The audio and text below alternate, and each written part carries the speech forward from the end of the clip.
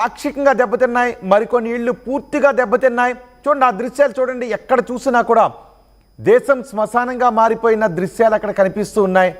మట్టి దెబ్బలుగా మారిపోయినాయి, ప్రకృతి కన్నెర చేయడం. చూడండి ఒకసారి ఆ దృశ్యాలు. బీటల వారిన ఇళ్ళు, కూలిపోయిన ఇళ్ళు, శిథిరాలుగా మారిపోయిన ఇళ్ళు, ఆ శిథిరాల కింద మానవ దేహాలు, వారి ఆర్తనాదాలు కార్చటానికి కన్నీరు కూడా రాని దయనీయమైనటువంటి పరిస్థితుల్లో ఇప్పుడు మయన్మార్, థాయిలాండ్ ఉన్నాయి. నిన్న థాయిలాండ్, మయన్మార్లో సంభవించిన భారీ భూకంపం దృశ్యాలవి. భూకంపం కారణంగా పూర్తిగా ధ్వంసమైపోయాయి. నగరాలకు నగరాలే పూర్తిగా ధ్వంసమైపోయాయి. భూకంపం దాటికి ఎక్కడికక్కడ భూమి చీలిపోయింది.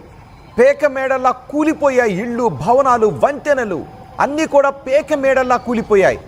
ఆసుపత్రులు కూడా నేలమట్టం కావడంతో అక్కడ గాయాల పాలైన వారిని వెంటనే ఆసుపత్రులకు తరలించి వాళ్ళను చికిత్స అందించడం కూడా కష్టసాధ్యంగా మారిన పరిస్థితులు కనిపిస్తూ ఉన్నాయి. ఎక్కడ చూసినా హృదయ విదారక దృశ్యాలే. ఆ భవనాన్ని చూడండి ఒకసారి, ముందుకు ఎలా ఒరిగిపోయిందో. ఈ భవనాన్ని చూడండి ఎలా భూమిలోకి కుంగిపోయిందో. ఈ భవనం చూడండి మొత్తం ఎలా నేలమట్టం అయిపోయిందో. పూర్తిగా నేలమట్టం అయిపోయిన ఈ భవనాన్ని చూడండి. ఇంకొంచెం ముందుకు వెళ్తే ఒక మలుపు వస్తుంది. ఆ మలుపులో ఉన్న భవనాలు ఎలా పక్కకి ఒరిగిపోయాయో చూడండి. ఇప్పుడు ఆ ఇల్లు నివాసానికి పనికిరావు. ఇంకొంతమంది తమ వారిని కోల్పోయి కనీసం ఆ క్షణం వరకు తమ ముందున్న తమ బంధువులు ఇప్పుడు ఆ భూకంపం కారణంగా శిథిరాల్లో శవాలుగా ఉన్న దృశ్యాలు కంటతడి పెట్టిస్తూ ఉన్నాయి. బిడ్డలను కోల్పోయిన తల్లులు, భర్తలను కోల్పోయిన భార్యలు, స్నేహితులను కోల్పోయిన వారు, తమ తోబుట్టువులను కోల్పోయిన వారు, ఇలా ఎక్కడ చూసినా, ఏ ఇంట్లో చూసినా విషాద ఛాయలు అక్కడ కనిపిస్తూ ఉన్నాయి. పెను విషాదంలో వేలాది మంది ఉన్నారు. లక్షలాది మందికి గాయాలయ్యాయి. ఏకంగా 10,000 మంది చనిపోయే అవకాశం ఉంటుంది అనే అంచనాలు భయపెడుతూ ఉన్నాయి, ప్రపంచాన్ని భయపెడుతూ ఉన్నాయి. మయన్మార్, థాయిలాండ్లో సంభవించిన భయానక భూకంప దృశ్యాలవి. పెను విషాదంలోనే ఈ రెండు దేశాలు ఉన్నాయి, మయన్మార్, థాయిలాండ్. ఎక్కడ చూసినా రెండు దేశాల్లో ఆర్తనాదాలే కనిపిస్తూ ఉన్నాయి.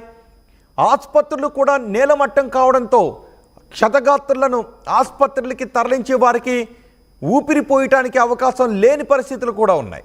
మామూలుగా ఉన్న ఆసుపత్రులు అయితే ఈ క్షతగాత్రులతో నిండిపోయిన పరిస్థితులు కనిపిస్తూ ఉన్నాయి.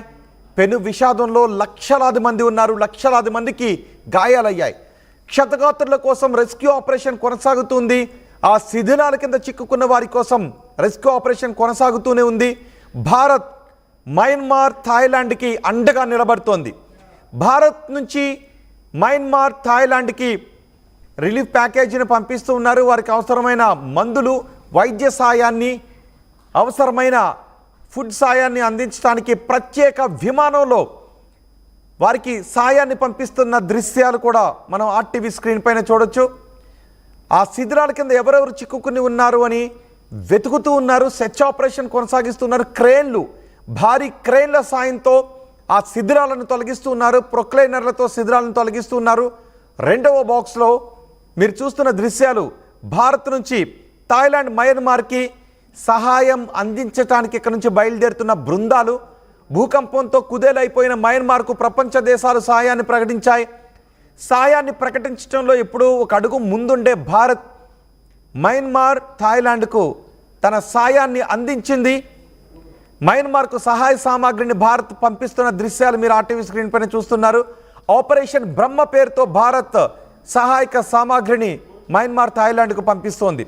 వాయుసేనకు చెందిన ఒక విమానంలో ఆ సామాగ్రిని మయన్మార్కు తరలించారు. 15 టన్నుల సహాయక సామాగ్రిని పంపించారు.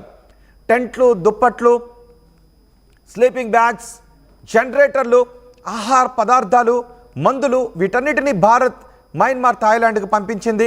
అలాగే మయన్మార్కు అమెరికా, ఇండోనేషియా, చైనా కూడా సాయాన్ని అందిస్తున్నాయి. మయన్మార్, థాయిలాండ్లో ఇప్పటి వరకు 1000 మరణాలు సంభవించాయని చెప్తున్నారు. కానీ ఈ మరణాల సంఖ్య ఇంకా పెరిగే అవకాశం ఉంటుంది అనే వార్తలు, అంచనాలు భయపెడుతూ ఉన్నాయి. ఎందుకంటే ఒక పెద్ద భవంతు కూడా నేలమట్టం కావడంతో మరణాల సంఖ్య ఎక్కువగా పెరిగింది. ఆ శిథిలాల కింద ఇంకా కొన ఊపిరితో చాలామంది ఉన్నారు. ఈ మరణాలు 10,000 వరకు చేరుకునే అవకాశం ఉంటుందనే అంచనాలు. ఆ దృశ్యాలు చూస్తూ ఉంటే ఇంకా వేలలో మరణాలు చోటు చేసుకునే అవకాశం ఉంటుందనే వార్త భయపెడుతూ ఉంది. భారత్ కూడా అక్కడికి సాయాన్ని పంపించింది. ఎటువంటి సాయాన్ని అందించడానికైనా సిద్ధంగా ఉన్నామని భారత్ పంపించిన సాయం గురించి విక్రమ్ మాట్లాడారు, విదేశాంగ కార్యదర్శి మాట్లాడారు. ఒకసారి ఆయన ఏం మాట్లాడారో చూద్దాం. As far as relief and assistance is concerned, we are currently analyzing the reports related to damage primarily in Myanmar.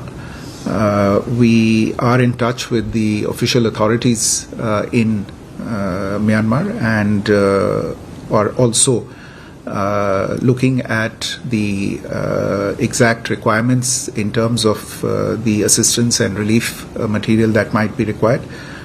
You're aware that India has always been a first responder, especially in its neighborhood, whenever these kinds of natural disasters have taken place. I would imagine that by later today we'll have a further update on the responses that we will be mounting with regard to this particular situation. So we'll come back on that particular. ఎక్కడైనా ఒక ప్రమాదం కారణంగా ఒక ఇల్లు కూలిపోతేనే అక్కడ చాలా హృదయ విదారక దృశ్యాలు ఉంటాయి. కానీ భయానక భూకంపం కారణంగా నగరాల్లోనే ఇళ్ళు కూలిపోతే, నేలమట్టం అయిపోతే, ఆ శిథిలాల కింద వేలాది మంది చిక్కుకుని ఉంటే ఆ దృశ్యాన్ని ఊహించడం ఎంత కష్టంగా ఉంటుంది. అలాంటి కష్టంలో ఉన్న వారి పరిస్థితి ఏ విధంగా ఉంటుందో ఒక్కసారి ఆలోచించగలరు. ఒకసారి మీరు ఆ దృశ్యాలు చూడండి. భూకంపం కారణంగా పెద్ద భవంతి నేలమట్టం అయిపోతుంది. ఇసుక మేడల ఆ భవంతి నేలమట్టం అయిపోతున్న దృశ్యాలు చూడండి. ఒక్కసారి ఆ దృశ్యాలు చూస్తుంటే అప్పుడెప్పుడో అమెరికాలో ట్విన్ టవర్స్పై జరిగిన దాడి తర్వాత వెదజల్లిన బూడిద గుర్తొస్తుంది కదా మీకు. కానీ ఇది ప్రకృతి కోపం, అది టెర్రరిస్టుల కోపం కారణంగా పెద్ద భవంతి కూలిపోయి వేలాది మంది చనిపోతే, ఇది ప్రకృతి కన్నెర్ర చేసిన కారణంగా వేలాది మంది చనిపోయారు. ఇప్పటివరకు 1000 మంది చనిపోయినట్టుగా తెలుస్తుంది. ఆ దృశ్యాలు చూడండి. ఒక భవనంపై మరొక భవనం పడిపోయి, కొన్ని భవనాలు నేలలోకి కూరుకుపోయి, మరికొన్ని భవనాలు పూర్తిగా నేలమట్టమైపోయి, ఎత్తైన భవంతులు ఇసుక మేడల కుప్ప కూలిపోతున్న దృశ్యాలు ఈ భూకంపం కారణంగా కనిపిస్తున్నాయి. థాయిలాండ్, మయన్మార్లో ఇలాంటి భయానక దృశ్యాలే ఉన్నాయి. అక్కడ సహాయక చర్యలు కొనసాగుతూ ఉన్నాయి. మా ప్రతినిధి ఆర్టీవీ కరస్పాండెంట్ రామ్దాస్ మనకు అందుబాటులో ఉన్నారు. మయన్మార్, థాయిలాండ్లో భూకంపం కారణంగా రెస్క్యూ ఆపరేషన్స్ ఎలా కొనసాగుతున్నాయి వివరించడానికి. రామ్దాస్, మయన్మార్, థాయిలాండ్లో ప్రస్తుత పరిస్థితి ఏంటి? భూకంపం తర్వాత అక్కడ రెస్క్యూ ఆపరేషన్స్ ఎలా కొనసాగుతున్నాయి? ఇది పెను విధ్వంసం. నిజంగా 6 భారీ భూకంపాలు, నిమిషాల వ్యవధిలో 6 భారీ భూకంపాలు. ఇది పెను విధ్వంసం అని చెప్పాలి. ముఖ్యంగా మయన్మార్ ఎంత గట్టిగా హిట్ చేసిందంటే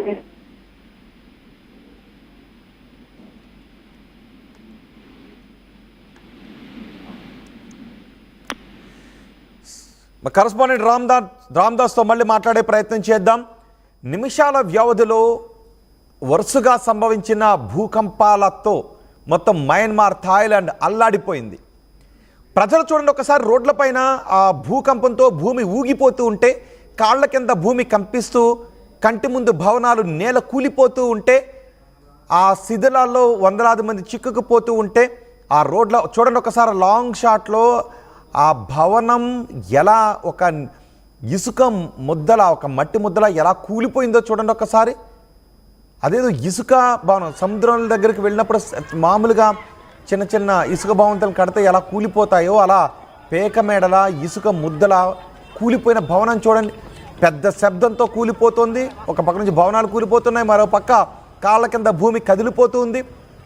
భయంతో ప్రజలందరూ రోడ్ల మీదకు పరుగులు